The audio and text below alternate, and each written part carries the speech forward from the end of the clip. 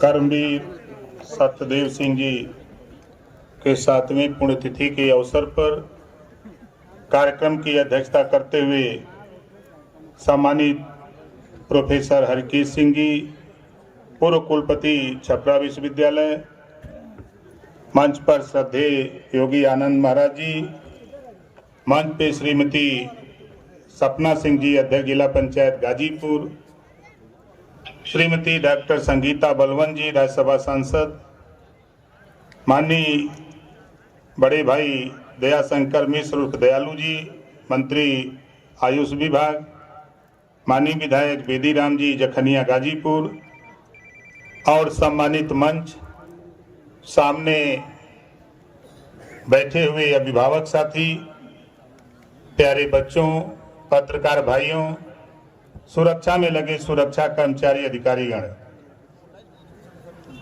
मैं जो मुझे कहना चाहिए था, जो मुझे बताना चाहिए, वो बातें बच्चों के द्वारा जो प्रस्तुति की गई, वो बातें हमको अंदाज है कि हम सब लोग अमल में ले आ लें तो यही सबसे बड़ी श्रद्धांजलि कर्मवीर सत्यदेव सिंह जी की होगी। जो बच्चों ने यहाँ प्रस्तुति की है, हमको तो बहुत सीख मिली, हमने उससे बहुत कुछ सीखा बच्चों से। जो मुझे कहना चाहिए उन बच्चों ने बताया। और कर्मवीर सत्यदेव सिंह जी के गुरु डॉक्टर राम मनोहर लोहिया जी उनके राजनीतिक गुरु थे और उनके विचारों से प्रेरित होकर सत्यदेव सिंह जी ने समाज के वंचित वर्गों को मुख्य धारा में लाने के लिए अपना जीवन समर्पित किया। अभी मैं एक पत्रिका आज लॉन्च हुई है, मैं उसको पढ़ रहा था। कर्मवीर सत्यदेव सिंह जी के जो 2 पुत्र हैं, मैं तो दोनों लोगों को आज तो पहली बार आनंद जी को देखा हूं, लेकिन सानंद जी को तो कई बार देखा हूं। लेकिन आनंद जी को देखा तो मुझे ऐसा महसूस हुआ कि जहां 2 दिलों की मुलाकात हो, जुबा चुप रहेगी मगर बात हो। दोनों भाइयों ने मिलकर के वो चीज हमको आपको दिया है कि जो हम 22 साल पहले से लड़ रहे हैं। हम 22 साल से इस बात को हम धरातल पे जाकर के लोगों को प्रेरित करते हैं कि शिक्षा के प्रति जागरूकता पैदा करना, बच्चों को ज्यादा से ज्यादा स्कूल लोग भेजें, इसके लिए हम बराबर प्रयास करते रहे और आज भी प्रयासरत हूं। क्योंकि नारी शिक्षा की भूमिका, नास्ति विद्या समम चक्षु नास्ति मातृ समो गुरु, अर्थात विद्या के समान नेत्र नहीं है, विद्या के समान नेत्र नहीं है, माता के समान कोई गुरु नहीं है। और बच्चे को परवरिश देना सबसे बड़ा गुरु माता बच्चे को पहला अध्यापक, पहला गुरु, बच्चे को परवरिश करके उस ऊंचाई पर लाने का काम वहीं से शुरू होता है। दूसरा हमारे गुरुजन का होता है। मुझे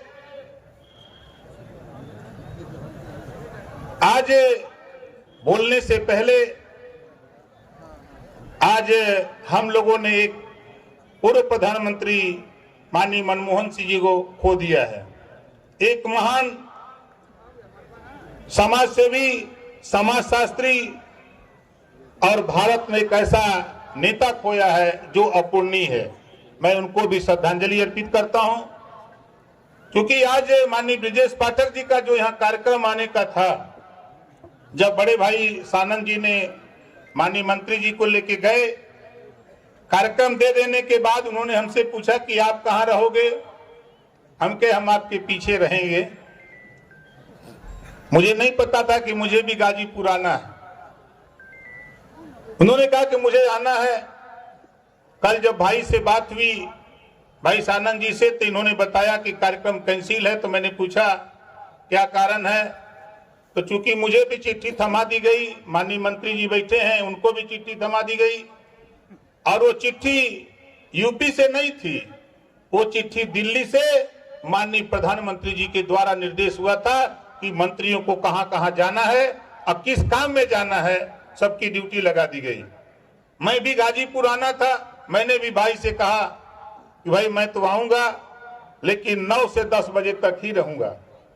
मैंने आपको अवगत करा दिया कि 1 घंटे से ज्यादा मैं नहीं रह पाऊंगा, क्योंकि सरकार का कार्यक्रम है, उस कार्यक्रम में हम लोगों की ड्यूटी है, मुझे जाना है।